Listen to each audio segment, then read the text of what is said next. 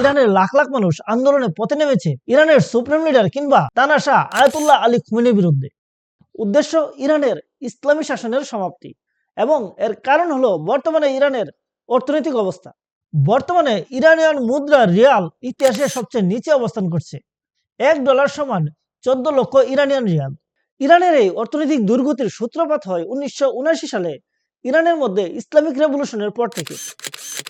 এর আগে কিন্তু ইরান সৌদি আরব কিংবা ইউএর মতো একটি fast growing oil rich economy ছিল। ইসলামিক রেভলিউশনের পরে 1980 থেকে 1988 সাল পর্যন্ত ইরান এবং ইরাকের মধ্যে যুদ্ধ চলে এবং এই 8 বছরের যুদ্ধে ইরানের অয়েল ফ্যাসিলিটিস এবং ইনফ্রাস্ট্রাকচারের প্রচুর ক্ষতি হয় এবং মিলিটারি খাতেও প্রচুর খরচ হয়, প্লাস অয়েল এক্সপোর্টেও প্রচুর ঘাটতি আসে।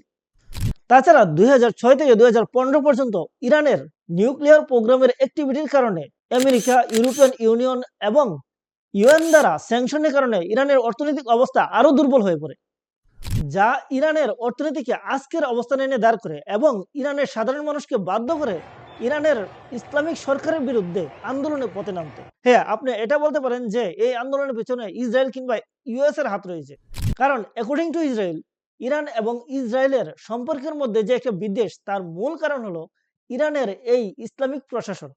কিন্তু এই কথাও ঠিক, ইরানের ইসলামিক রেভলিউশনের পর থেকে ইরানের ইসলামিক প্রশাসন দ্বারা সাধারণ মানুষের জীবনযাপনে, বিশেষ করে ইরানের নারীদের জীবনযাপনে ব্যাপক প্রভাব ফেলেছে।